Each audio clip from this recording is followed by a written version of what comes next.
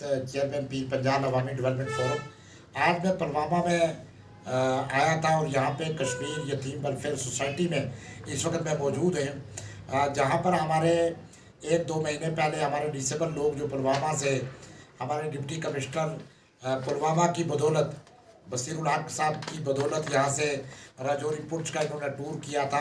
ये डिसेबल वो है जो स्पोर्ट्स में भी अपना एक किरदार रखते हैं।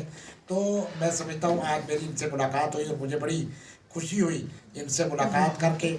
और इनकी कुछ प्रॉब्लम्स है, जैसे पेंशन वक्त पे ना मिलना और पेंशन को बढ़ावा। पूरी जम्मू कश्मीर में इस वक्त पेंशन जो है वो 1000 रुपया माजूरीन की, तो इस पर भी इंशाल्लाह हम आवाज़ बुलंद करेंगे। बाकी कुछ प्रॉब्लम्स है, मैंने सबकी प्रॉब्लम जो है वो सुनी है। आइंदा आने वाले वक्त में इस पर वक्तन फ़वक्तन जो है वो हमारा जो डिसेबल माजूर तबका है इसकी आवाज़ को हम बुलंद करेंगे। और साथ में जो डिप्टी कमिश्नर इस वक्त बसीरुल हक साहब हैं जो काम कर रहे हैं पुलवामा के अंदर हमारे डिसेबल लोगों के लिए, उनका भी मैं शुक्रिया अदा करता हूं।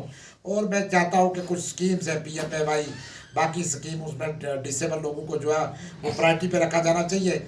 इसके साथ साथ यहाँ कश्मीर यतीम वेलफेयर सोसाइटी है, इसके चेयरमैन साहब मेरे साथ बैठे।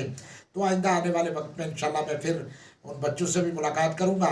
तो कोशिश मेरी ये रहेगी कि हर जगह पे माजूरीन तबका हो, ओल्ड एज हो, हमारे मजदूर पेशा लोग हों, सबकी आवाज़ को बुलंद किया जाए।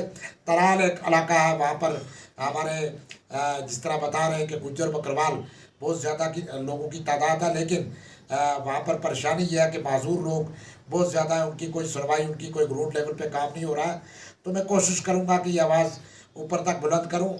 और हम 3 दिसंबर को योम माजूर का दिन जो है वो वर्ल्ड डिसेबल डे मनाते हैं।